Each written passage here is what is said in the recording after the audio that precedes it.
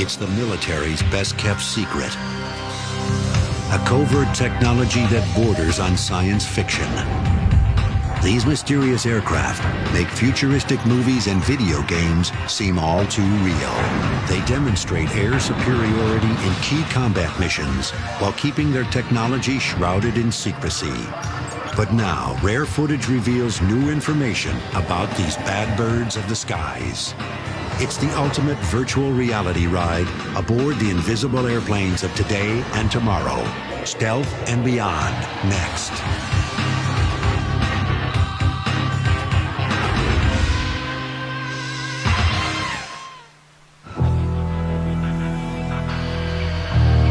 It's a revolution in modern warfare, high-tech and otherworldly, nearly invisible, and soaring at supersonic speeds. In a multi-threat global environment, these awesome airplanes will scare the pants off any adversary, and the enemy won't even see them coming. The key to their sure strike capabilities, stealth. These winged warriors primarily were designed to sneak past enemy radar. But they also have other stealthy technologies that surpass most conventional warplanes. Today, 2 stealth aircraft are fully operational. 3 more are slated to thunder across the not-so-friendly skies in the near future. And these are only the ones we know about. I don't think there's anybody at the moment who can catch the Americans in terms of stealth technologies. It provides us the capability to dominate the airspace anywhere in the world well out into the future.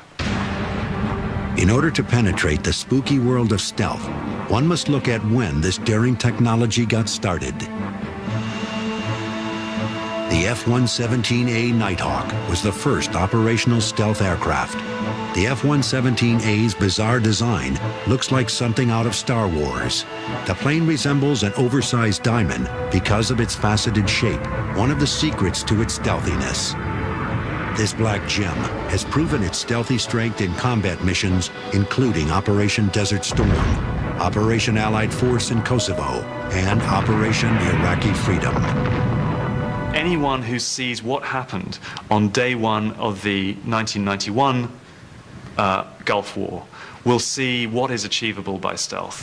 When you had a small force of F-117 stealth fighters head into Iraq, totally unobserved, take out all the major leadership targets in Baghdad, and still no Iraqi really had a clue where to direct their surface-to-air missile or anti-aircraft fire. 1, 10, 5.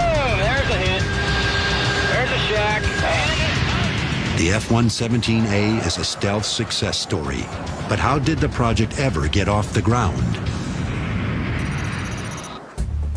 The idea of nearly invisible aircraft has been around since the dawn of flight. In 1917, Germany covered a Gotha bomber with cellophane skins to try to make it less visible.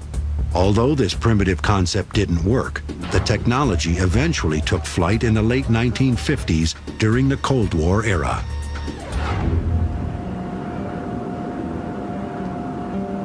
"70% of the Soviet Union's defense systems had been using a technology called radar. The system sends out electromagnetic signals which reflect off a target such as an airplane. Radar antennas on the ground can pick up the reflected energy and determine the distance and direction of the plane."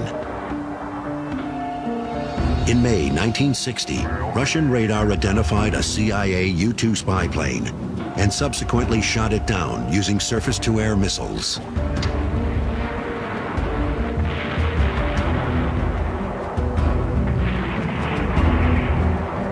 The pilot, Francis Gary Powers, was taken prisoner. The event sent shockwaves across the U.S. The Air Force quickly realized it needed airplanes capable of getting past enemy radar to destroy their ground weapons. The stealth race was on.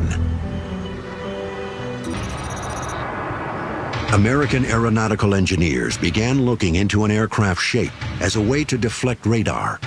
In the 1960s, the Lockheed Corporation built the SR-71 Blackbird, a reconnaissance plane with simple stealth features.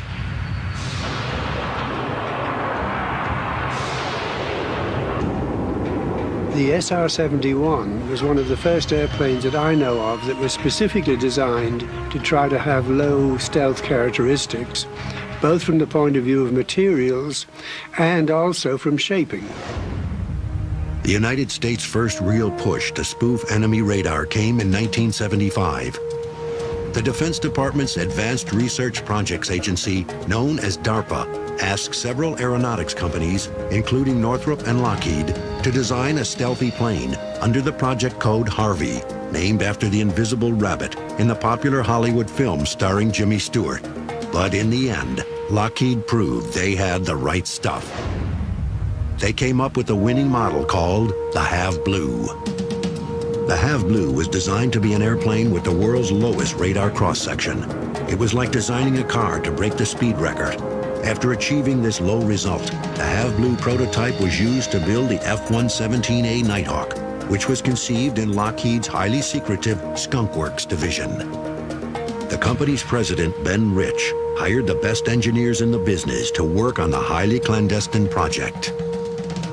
I was the first program manager and chief engineer for the F-117. Stealth was, at that time, in 1977-78, was tremendously exciting.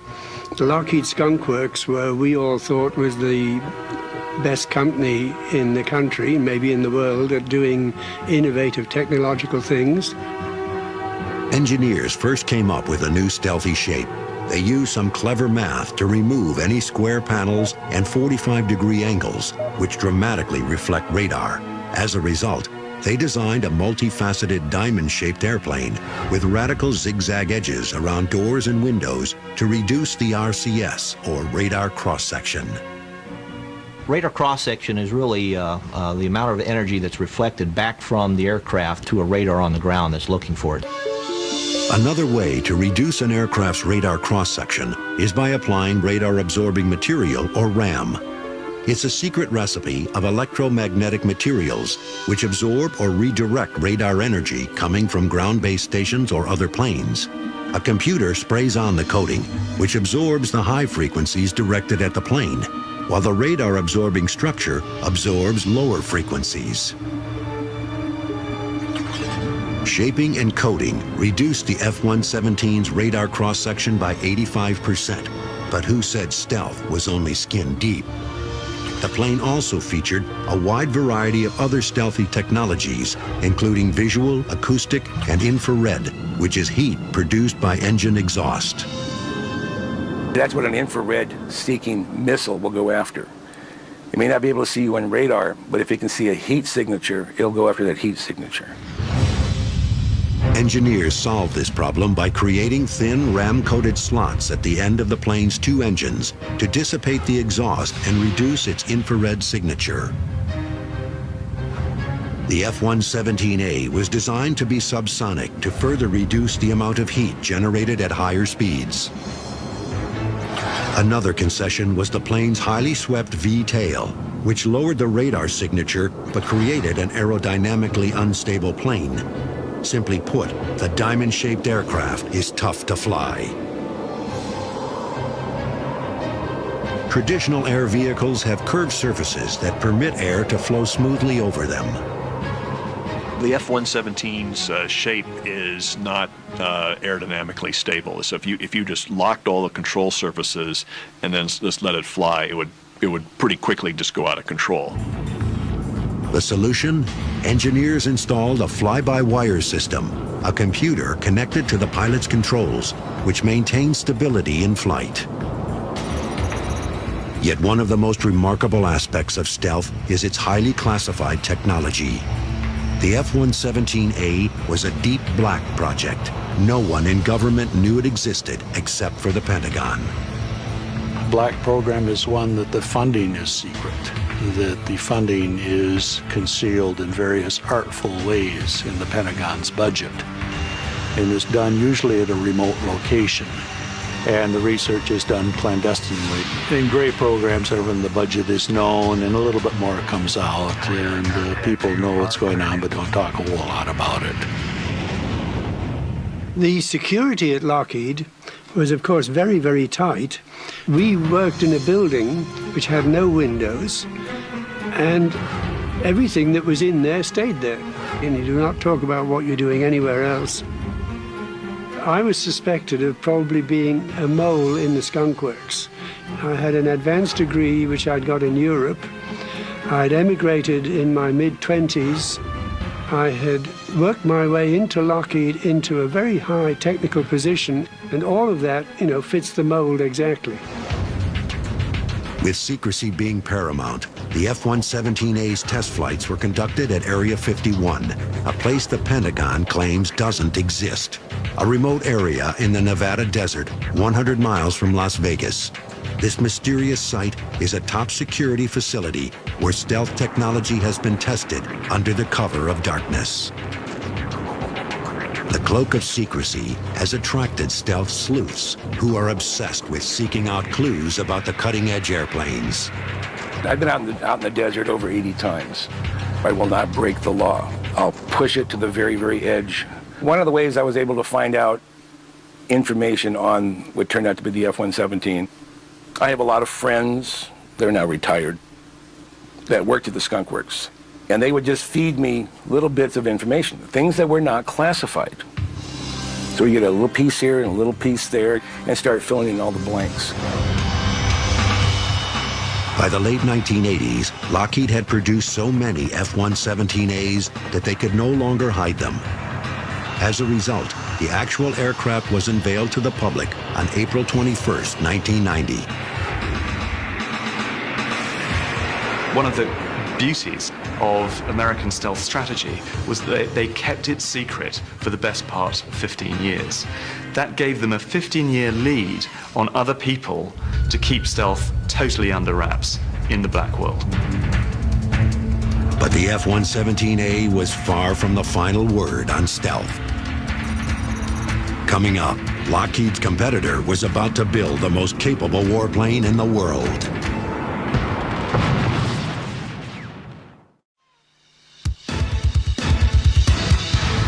Talk about extreme stealth. This is considered the most survivable aircraft ever built. The large black flying wing resembles a prehistoric-looking manta ray. The B-2 Spirit Stealth Bomber is a low observable strategic long-range heavy plane capable of penetrating sophisticated air defense shields. The monster bomber was designed for the Cold War era, but demonstrated its vitality during a 24-hour mission to Iraq in 2003. The B-2 certainly proved itself in combat in Iraq. In fact, they flew them from the United States with multiple air refueling along the way. When it got there, the Iraqis didn't know it. The B-2's journey to super stealthdom began in the mid-1970s. Northrop had lost the first stealth competition to Lockheed's Have Blue, but DARPA wanted Northrop involved in a second program. This one incorporated stealth technology and precision-guided weapons to stop Soviet surface-to-air and air-to-air missiles. This required tackling the problem of including airborne radar to track tanks and at the same time be invisible to ground radar. I had come to Northrop in 1974. The government, through DARPA, brought us in to start looking at a different problem. And that was, how do you put a radar in a stealthy airplane? How do you get an airplane that can fly at altitude, that's looked at from all directions, and still be stealthy?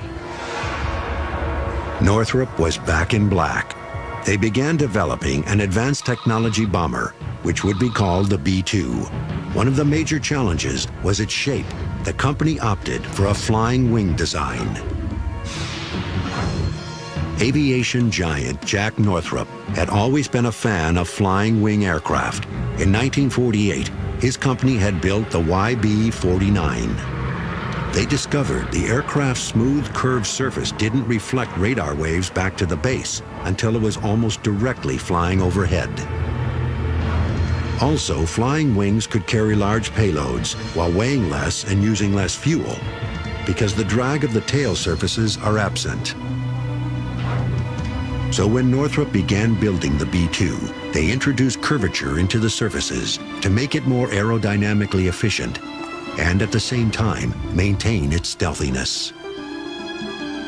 If you lay that curved surface over far enough, the energy will skip off and not reflect back, and you'll get aerodynamic efficiency. Northrop finally hatched a stealthy bird that resembles a black boomerang. The slim-looking plane possesses an extremely small side-view radar cross-section, but a wingspan of 172 feet. The leading edges of the wings are angled at 35 degrees, and the trailing edge has a double W shape. The aircraft is controlled by a quad-redundant fly-by-wire flight control system, which monitors all elements of the wing. The B-2 is a bomber aircraft, so engineers also face the daunting task of putting stealthy radar on a stealth plane. I won't comment in any details on that, but we figured out how to put on stealthy antennas, how to put a stealthy radar in, and how to get an airplane all aspect low radar cross-section. Northrop also concocted their own special batch of RAM, radar-absorbing material, along with perfecting other stealthy features. The B-2 is very hard to see at a co-altitude level because it lacks tails, and the B-2's long flat shape doesn't stand out very well. Visual is very hard to handle. B-2 is a very large airplane, and if you're flying low, it's going to have a certain visual signature. And so the B-2 has a black bottom because it's going to be viewed against a black space. In the past, jet noise was the sound of freedom. But it's a major problem when you want to be stealthy. The only way to really be quiet is to be a glider at low speed. As soon as you want to go fast, you're going to have shear noises, and the way to minimize that is go up in altitude. Another stealthy concern was infrared, or heat produced by the engine. Infrared, the primary source is the engine exhaust, and you've got to do things to cool that down, and I'm not going to go into how that might be done. Northrop has kept a tight lip on its stealthy bomber. At the time, the B-2 was kept under a veil of gray. From its inception, President Carter had mentioned the B-2 in the early 70s. So it was a great program. I think everybody knew it was a flying wing. We didn't know the dimensions. We didn't know what the capabilities were. While Northrop was developing a pricey stealth bomber, Rockwell, a competitive aeronautics company, was commissioned to revive their B-1 bomber project. The B-2 had to be described as a risky program. It had elements in its design that had never been done before. The B-1B, they felt, was something they knew. In the early 1980s, scientists tried to make the B-1A stealthy by adding RAM and newly designed ducted inlets, and they removed the spine fairing. The revamped airplane was called the B-1B. But the Air Force soon discovered if you want a real stealthy aircraft, you need to start from scratch. As a result, the Pentagon put all their eggs in the cockpit of the B-2. On November 22, 1988, the bomber was greeted with patriotic fanfare as it rolled out of the hangars at an Air Force plant in Palmdale, California. If you watch the B-2 flying, you'll see this angular black shape taking off, of course, and roar majestically overhead. And you follow it out of sight, and then all of a sudden you'll see a black line appear in the sky, and then that'll balloon into the angular shape as it turns. Magnificent. Today, the B-2 can fly anywhere in the world within hours. The hefty airplane is capable of all altitude attacks up to Angels 5. That's Air Force talk for 50,000 feet. The two-crew cockpit has a navigation and mission system that sounds as easy as driving a car. There's a simple three-way switch for takeoff, go to war, and landing. The stealthy bomber can carry up to 40,000 pounds of weapons, including nuclear-tipped missiles and bombs.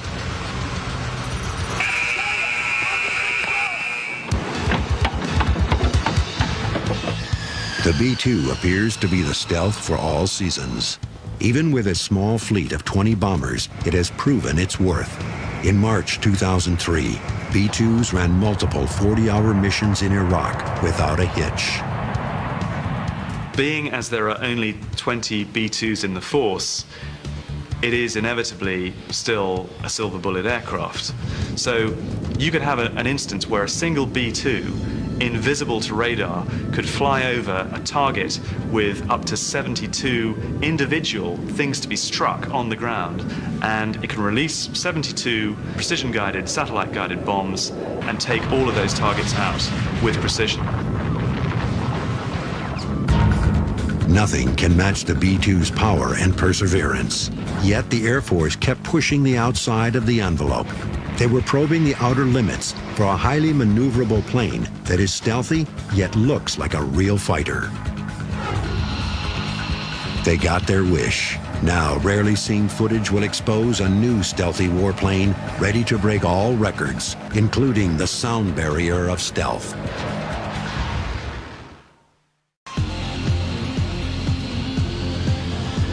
A new, sleek, state-of-the-art tactical fighter, stealthy and super cruising. The F/A-22 Raptor is the world's fastest stealth plane and promises to rule the skies in any conflict. It will be the first aircraft to combine stealth technology with air superiority capabilities. The F/A-22 has the ability to detect, target, and destroy the enemy well before being discovered. The F/A-22 really brings an evolution from the previous stealth aircraft. F-117 was developed from the first prototype. The B-2 Spirit was the next major weapon system that embodied stealth, and it of course brought the capability to carry an attack at long range. F/A-22 takes the further step beyond that of adding a true fighter's maneuverability and speed in combination with the stealth and the integrated avionics. If you look at what the other stealth aircraft are out in the Air Force inventory, the F-117 and the B-2, if you compare the F/A-22 to those aircraft, the F/A-22 is the only one that's really a fighter, a true fighter.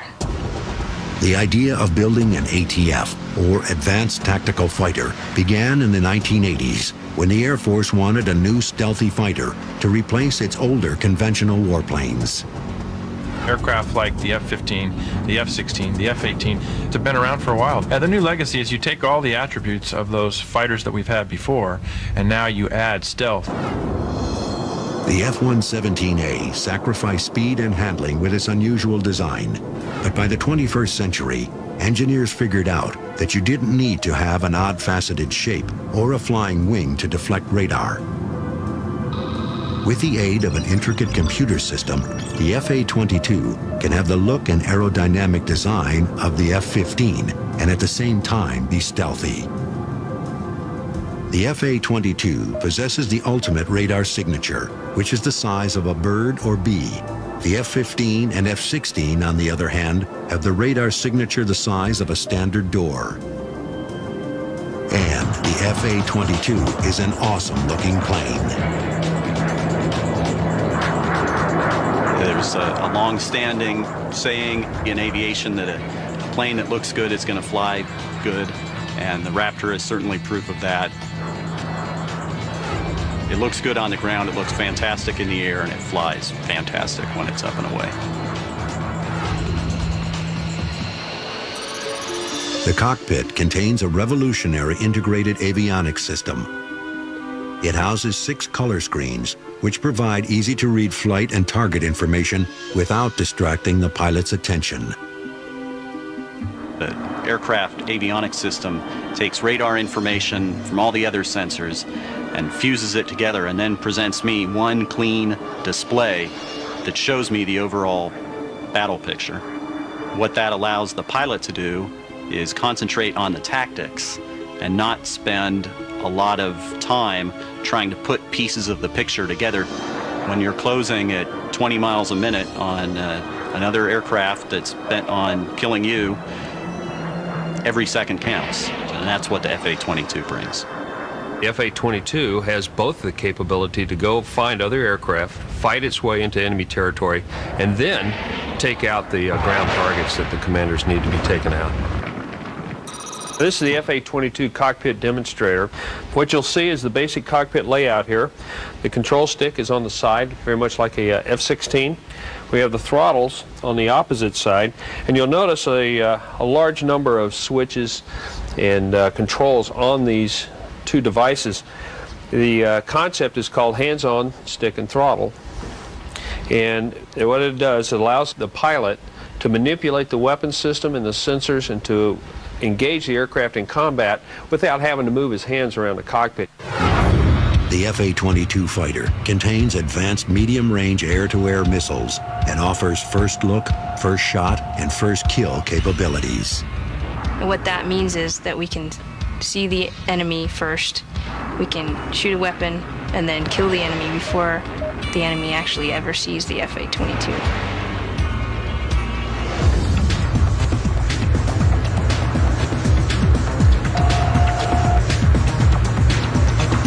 The F/A-22 is a supersonic speed demon, cruising at Mach 2 and without afterburners. Most fighters can only fly supersonically for a few minutes before exhausting their fuel. The F/A-22 can fly an entire mission. And this rare footage proves the F/A-22 is also an all-weather vehicle.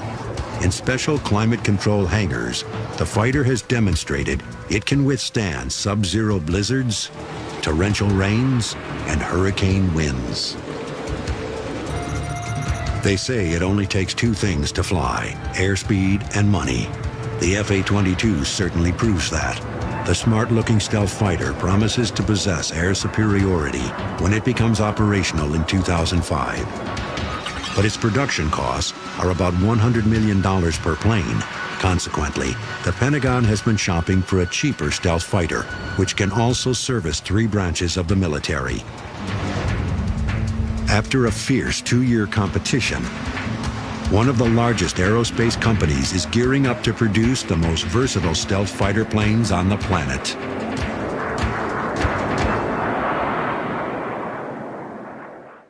How can you get a cool, stealthy fighter without bankrupting the government? After a nail-biting competition with Boeing, Lockheed Martin won a contract to design such a plane. The F-35 Joint Strike Fighter, or JSF, is the next generation of stealth fighters.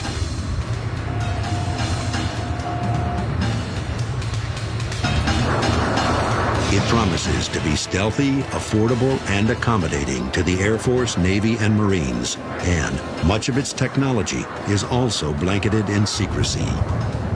The Joint Strike Fighter program came about simply because airplanes are more expensive now.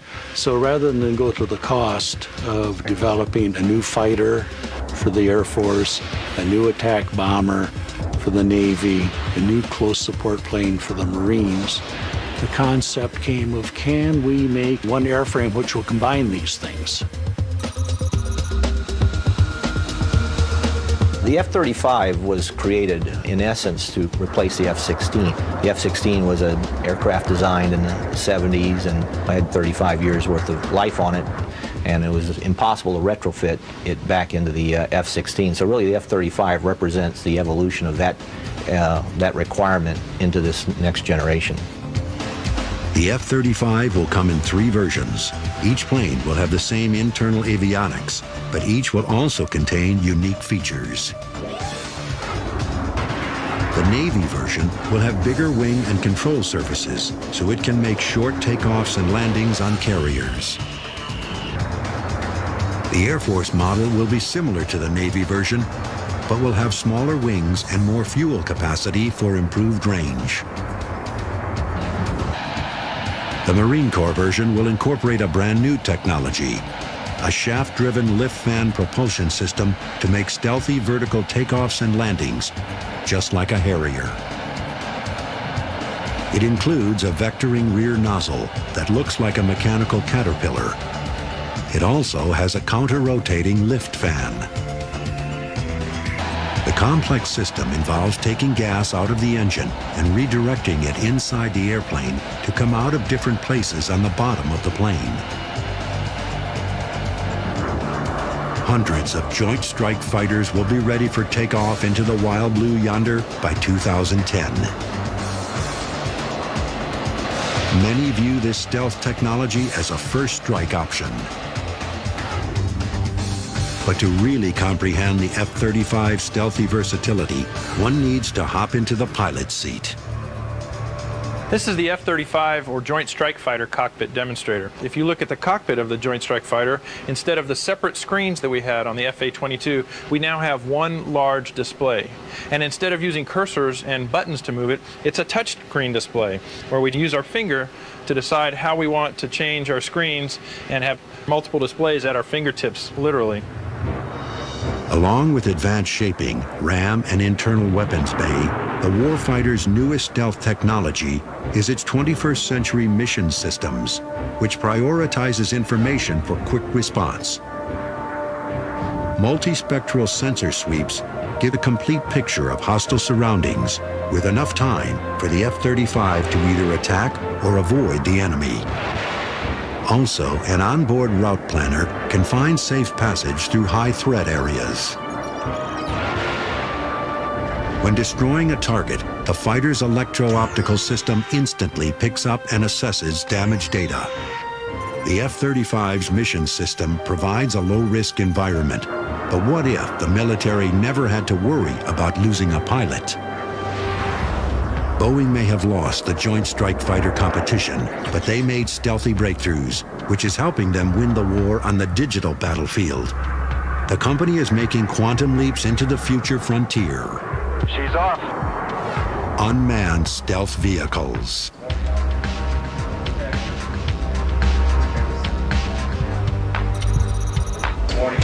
The Air Force and Navy are joining forces to create robot warplanes. DARPA has sponsored a competition called the Joint Unmanned Combat Air System Program. Boeing and the Air Force have completed Phase 1 of the project by designing the X-45, the first unmanned combat air vehicle, or UCAV. The X-45 appears to be the most secretive stealth program around. Trying to procure information is like trying to count all the stars in the sky. But experts believe the unmanned plane includes an innovative radar-evading design. I can't specifically comment on its stealth features, but you can see from its basic design that those kinds of things were thought about. I can't talk specifically about the radar cross-section, but with regards to a cockpit, there is a cockpit. And that is a ground station, which we call the Mission Control System. Unmanned air vehicles aren't removing the pilots from the loop, but rather moving them from the cockpit to the ground. 846, we shall all gear up. 846, all gear up, doors closed, flush. Or now, instead of one pilot per one airplane, we will attempt to demonstrate, that a single operator can manage up to 4 vehicles in a very tense situation being in combat. The operation of unmanned airplanes doesn't really require a diploma from the Air Force Academy. Instead, it demands youthful dexterity and thousands of hours mastering high adrenaline computer and video games. What it is a video game in some context. In fact, most of the operators that will use a system like this in the future are growing up today playing distributed interactive video games over the internet. And a lot of what we do is much like that. Will computer nerds become our future 4-star generals? Unmanned planes certainly provide some appealing advantages. There are 2 primary drivers for unmanned combat air vehicle technology. One, of course, is that it lowers the cost. If you take all the support infrastructure out of an aircraft, traditionally associated with a pilot, ejection seats, environmental controls. The other essential reason for taking a pilot out of a combat aircraft is that, of course, you're not nearly so concerned about losing an aircraft over hostile territory. It's so much better politically to be able to send a vehicle in to target and drop weapons without the potential loss of a pilot. Our country has reached a point where we really don't want to lose people in war. Unmanned air vehicles also create opportunities for some futuristic stealth technologies, which sound like things only digital animators in Hollywood would envision. One actually involves transforming the shape of a plane in flight. That technology is emerging, so you could literally morph the vehicle to a different configuration in flight. You could fly them sideways. You could yaw them extremely. You can make them very thin. And in fact, that's one of the advantages of the X-45A. It is a very thin airplane, only 3 feet thick. Regardless of their shape, these lethal weapons will carry approximately 4,500 pounds of payload and be anywhere in the world in hours. They can execute a mission without the risk of prisoners of war on the 6 o'clock news. Still, not everyone approves of manless missions. Unmanned aircraft definitely have a future in the Air Force. I don't think unmanned aircraft will ever replace manned aircraft, simply because when it comes time for combat, you rarely, if ever, fight the fight that you thought you were going to. With a manned aircraft, you have that ability to think and reason, whereas you have a UAV and they see a target and they want to kill it. Problem is, you can put some doubt into what you're seeing, because how many times have we identified incorrectly a foe? So you might shoot down somebody you didn't want to shoot down. But the Air Force doesn't have any plans to retire its top guns just yet. America's flyboys still have a long future fighting the bad guys. It's a brave new world, and the U.S. isn't the only one jumping on the stealth bandwagon. Foreign allies and former enemies are also entering the black. Coming up, the future of stealth aircraft is as far out as the existence of UFOs.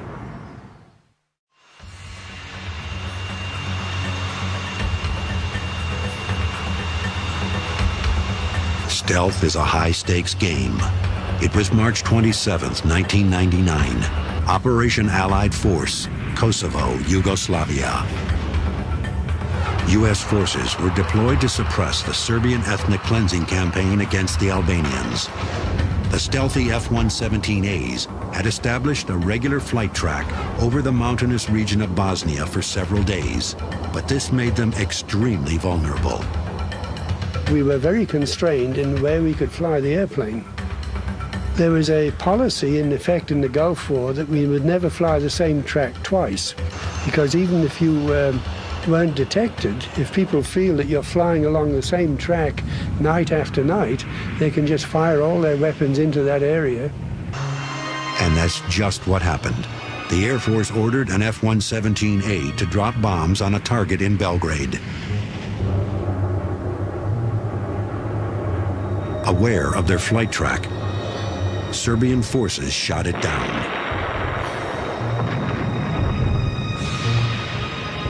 The pilot was rescued, but the plane became a POW. Serbians collected its stealthy remains and presumably performed reverse engineering, studying the material to figure out its secret technology. When the F-117 went down in Yugoslavia, obviously that gave other people a chance to take that material and study it and see how it was made. That wouldn't give them production methods, but it would give them what the basic material was. I don't think there's any doubt at all that if the Serbs had sold or given the bits of wreckage to the Russians. The former Soviet Union has already known a little bit about stealth. The Cold War was the catalyst for the technology. Now, there have been sketchy reports that the Russians are researching the stealthy benefits of plasma. They discovered that when a spaceship flies for long periods, its heat shield produces plasma. Russian scientists claim that they created an artificial plasma that can be wrapped around a conventional warplane to absorb electromagnetic waves emitted by enemy tracking systems. The Russians say that they can apply that plasma generation technique to any aircraft. They can retrofit it to make a MiG-21 as stealthy as an F-22. There's widespread skepticism about this, it has to be said, but the Russians are adamant they can do it. Allies of the U.S. are also racing to develop stealthy technology. In addition to their conventional warplanes, Great Britain is rumored to be developing a secret stealth fighter codenamed Halo, or High Altitude, Low Observable. From eyewitness descriptions, the plane seems to resemble the Have Blue, Lockheed's first stealth prototype. But European defense companies are still lagging behind the U.S. when it comes to stealth. If you want to join the stealth club, you're going to be part of a pretty exclusive club. There are not many nations that can afford to get into that game. It appears as though America's Stealth Club is finally opening its doors to new members. 17 countries are joining forces with the U.S. to build the F-35 Joint Strike Fighter. Overseas allies will benefit from America's stealthy expertise. However, there's a reluctance to share its sophisticated technology. The U.S. has invested many billions of dollars in developing and becoming preeminent in stealth technology, and I don't think it wants to give that away willy-nilly to people who will sell it in competition with the U.S. On the other hand, there's usually a desire for some cooperation with our allies. Other countries continue research, development, and production of superior machines, and we want to stay a step ahead. We don't want a fair fight. We want our people to go into an area of conflict with supreme advantage so they can dominate in the theater. The U.S. military still puts its faith and future in stealth. So how many deep black programs currently exist? The Air Force actually contacted me. The person who contacted me has a very high clearance, has been involved in black programs his whole life. He said there's 16 programs they're evaluating for declassification, of which 4 are manned. So if there are more black projects buried in the Pentagon budget, what are some of the latest and greatest stealth gadgetry? Some say scientists are developing a technology that will outperform any Las Vegas magic act. 24-hour or daytime stealth would make an airplane blend into any environment, just like a chameleon. Airplanes would be covered with reactive skins, which would sense hue, color, brightness, surrounding, and ground. The information would be collected, then an image would be projected onto the aircraft. We can actually change the color or change the contrast intensity in flight by chemical or electric means were being worked on in the early 80s, and no doubt would continue. Air stealth technology has provided the U.S. with a fantastic insurance package. Global air dominance for at least the next 20 to 30 years. But what about the next 100 years? What does the future hold for stealth airplanes? You could see some very wild designs in the future. The capabilities that you gain with digital fly-by-wire systems, where we're not relying so much on the aerodynamic shape of the airplane. One of my very last conversations with Ben Rich, who was the retired president of Lockheed Skunk Works, we were talking about what's happening in the future. He said, Jim, we have things in the Nevada desert that are 50 years beyond what you can comprehend. If you've seen it in Star Trek, if you've seen it in Star Wars, you read it in a science fiction book, we've already been there, done that. People were running around saying that they were seeing UFOs in the middle of the Nevada desert, that they were seeing what was, of course, the stealth fighter. So many people say that the perfect stealth shape is a saucer.